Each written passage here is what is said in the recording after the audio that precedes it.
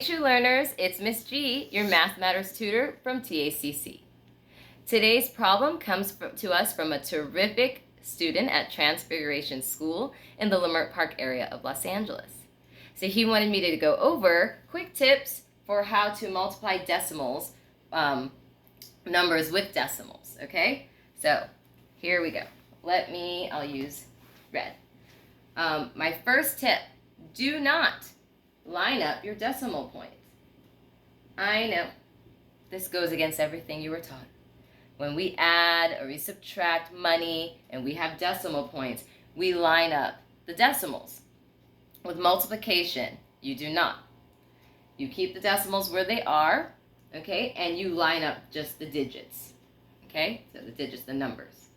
The 3 is on top of this 2. There are no more numbers in our bottom number here, so we just have the 2 where it is and the 2 on the top where it is. If I had more numbers, I would line them up. First tip, do not line up your decimal points when you're multiplying decimals. All right.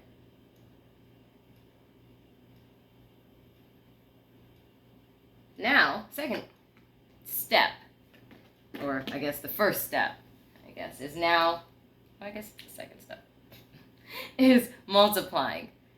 2 times 3 is 6. 2 times 2 is 4. 2 times 2 is 4. Notice, I've still lined up my digits, my numbers, but I have not moved these decimal points. They are where they are. Okay, how do we know where to place the decimal point in our product? Remember, the product is the answer to a multiplication problem. Product. Okay, so first step in placing the decimal now is looking at these numbers here. Let's put an imaginary decimal there at the back of the number, and let's see how many loops did we have to make to get it to its current position. 2 loops. So if this number was 223, and now after we've moved the decimal point twice to the left, the number became 2.23, right? So what about the next? So that was twice we've looped under. Looking at the second decimal here, second number with the decimal point. Make an imaginary decimal, loop under. It only took us one loop. Okay, we only looped under once. So we looped under twice above and once down here. So now we need to move that many spaces in our bottom number, in our product. So imaginary decimal point. Let's move twice to the left. 1, 2, did that. And then one more time. Did that. So the new number becomes point, because the point would go there, right? 4, 4, 6. That's it. For those of you who don't know why we do this, I'm going to show you the why. Because I was that kid who always had to know why. Why do we do that? It doesn't make sense. And you're right. This is just a trick, right? But the why comes later. Let me explain that. So if this was enough for you, turn off the video. That's it. Press pause, stop, whatever you need to do. I'm going to explain now why we do this. Part of it, I have to erase my board, really. It's just better to erase the board. It's not that pretty when I erase, but it's all right.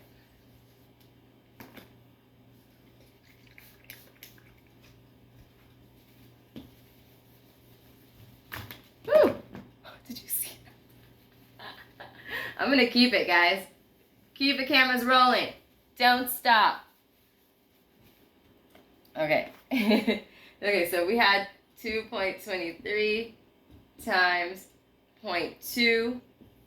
We determined that the answer, the product, is this, 0.446. Now, this is the y. So, when you are looking at decimals. Let's just look at this part. This is a decimal, right? This is 2 wholes, but the decimal is this part, is the fraction of the whole. It's not a whole yet. It's not $2, it's 23 cents. It's not, you know, in this position, which makes it 2 wholes. Okay? So in converting this decimal to a fraction, my dad taught me this really cool trick when I was younger. He had me draw a 1 for my decimal point and a 0 for each digit after the decimal point. So the 2 gets a 0 and the 3 gets a 0. So now I know how to name my fraction, or my decimal, 0.23, as a fraction, 23 hundredths. Rewrite it. Can you see that? Good. 23 hundredths. Okay? That's how we say this. So 2 and 23 hundredths. If we're talking about money, it would be $2.23. But really, 23 hundredths means it's 23 cents out of 100 cents. Because if we had 100 over 100 cents, we would have another dollar. Okay, that would be 1 whole that we created, and we'd add it to this number here. Okay, so why did I do that? Why am I creating this decimal as a fraction? You'll see in a second. So this decimal is that fraction. Now, I'm going to do the same thing with the number below. We're going to convert it, meaning to change it into a fraction. So we have 0.2. We're going to create a 1 for the point and a 0 for the number, the digit above it. So this 0.2, naming this decimal as a fraction, it becomes 2/10. So 0.2, we can say 0.2, or we can call it 2/10. Why is this important, Miss G? You'll see right now. So we have hundredths, and tenths. Okay? If you were to multiply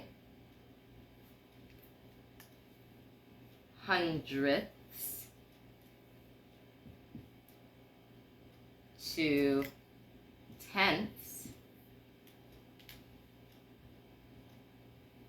we already know the trick about zeros, right? When we're multiplying the numbers that have zeros, multiples of 10, we just count the number of zeros there are and make sure we have that many zeros in our product, in our final answer.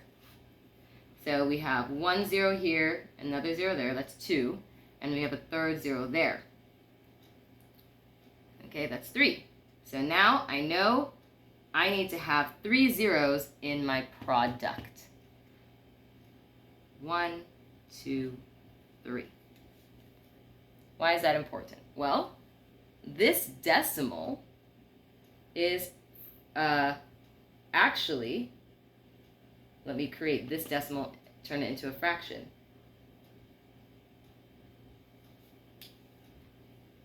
Using my dad's trick, 1 for the point, 0 for each number after the point. We would actually call this decimal 0.446 as a fraction. It becomes 446 thousandths. Now, when you have a number underneath this fractions bar, I've told you guys before, the fraction bar is a division symbol in disguise. So we're dividing by 1,000. We've divided this number, let's say it didn't have a decimal, by 1,000. So we have this imaginary dot here, and we go dividing it by 10, dividing it by 100, dividing it by 1,000. That's moving 3 times. Oh, the part before when I showed you this, the loops under, you remember that we moved our decimal point 3 times. Okay? So that's how it's all related. Remember, when you're multiplying, let's say the 100 is on the top. If you're making a number 100 times bigger, then your decimal point would be moving to the right. But we're not. We're dividing, so we're making our number smaller, so we're moving to the left 1,000 times. Okay, it's 1,000 times smaller. It's thousandths. Okay, that's it. Hope it helped.